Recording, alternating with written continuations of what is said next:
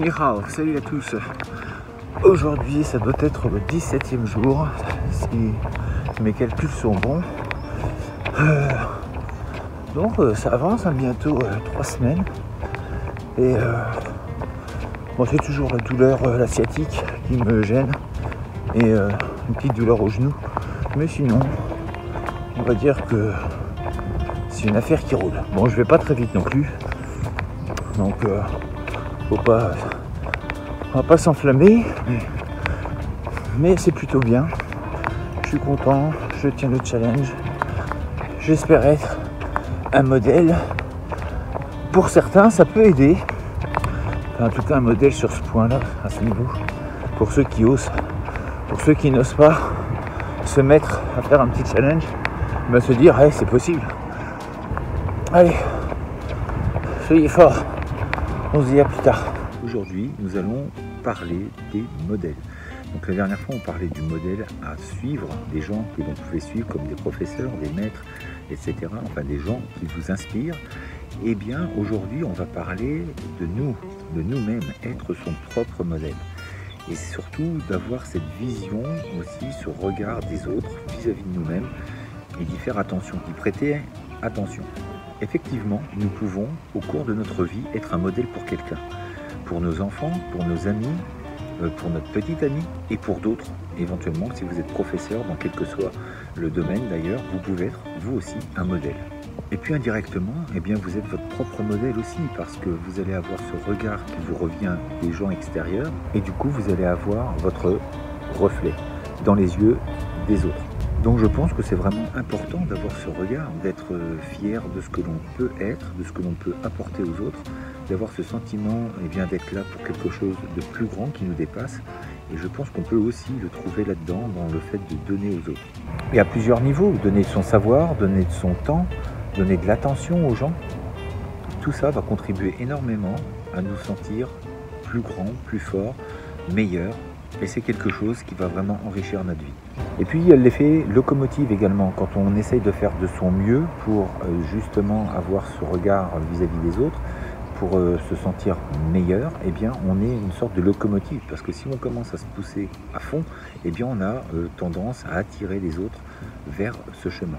Je regardais dernièrement une vidéo d'un monsieur qui était professeur et qui a fermé son club de la Ciotat. Je pense que pour certains, peut-être vous saurez de qui je veux parler.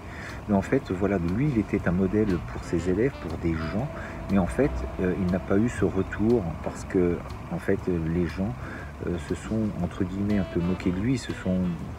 Je pense qu'aujourd'hui, les gens ne se rendent pas compte du travail d'un professeur qui se retrouve devant, face à ses élèves, qui veut apporter énormément de bonnes choses et de voir qu'en retour il n'y a rien. Honnêtement, c'est très démotivant. Et je peux comprendre tout à fait que ce monsieur a décidé de fermer son club parce que justement, en tant que modèle, eh bien, il n'a pas retrouvé de gratitude en face. Alors c'est vrai qu'on n'attend rien, mais quand même un minimum, même si c'est pas de l'argent, mais au moins de la présence, de la rigueur.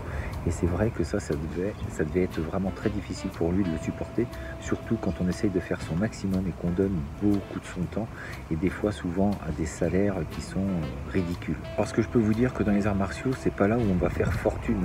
Généralement, c'est plus un sacerdoce qu'autre chose. Mais je suis d'accord pour dire qu'on devrait gagner beaucoup plus parce qu'on fait un bien énorme aux gens qui sont en face. Bien souvent, on va aider des gens à leur redonner confiance, à aider des femmes qui ont été agressées, qui psychologiquement vont aller de mieux en mieux. Alors c'est sûr, ça ne va peut-être pas les sauver dans la vie réelle, mais en tout cas, ça va les reconstruire, ils vont reprendre confiance en eux, et puis ils vont pouvoir vivre pleinement leur vie, même s'ils ont subi des attaques, des viols, enfin plein de choses. L'art martial permet de se reconstruire. Et donc juste pour ça, on devrait gagner beaucoup plus d'argent. Mais en fait, c'est très compliqué. Vous dites à quelqu'un que c'est tant de l'heure, et dans les arts martiaux, comme par magie, on trouve toujours que c'est trop cher. Alors face à ce genre de réaction, c'est sûr que eh bien, le côté modèle, on a plutôt envie de laisser tomber le modèle qu'on s'est fixé pour dire mais écoutez, débrouillez-vous, puisque le modèle qui est face à vous ne vous convient pas, eh bien cherchez une autre voie, une autre route, et ça sera très bien comme ça. Donc bien évidemment, il faut faire de son mieux pour être un modèle, ne serait-ce que vis-à-vis de soi-même, d'être fier de soi, que les autres soient fiers de vous s'ils vous suivent dans quel que soit le professorat que vous exercez. Et puis faites au mieux de toute façon dans votre vie. C'est quand même une des bases de notre vie sur cette terre. Bien évidemment, on ne sera jamais parfait, on aura toujours des travers, toujours des choses sur lesquelles il faut travailler. Donc quand je dis modèle, c'est avoir une sorte c'est d'avoir une sorte de direction, d'avoir une sorte d'exemple à suivre et d'essayer de se conformer à cet exemple. Et bien évidemment que nous ne sommes pas parfaits, bien évidemment que nous faisons des erreurs, c'est comme ça, c'est l'être humain et c'est comme ça que nous grandissons et que nous apprenons. Alors essayez d'être un modèle pour vous-même, pour les autres, faites de belles choses, aidez tant que vous le pouvez et puis on se dit à demain pour une prochaine vidéo. D'ici là, restez forts, restez beaux et surtout restez bienveillants. 再见。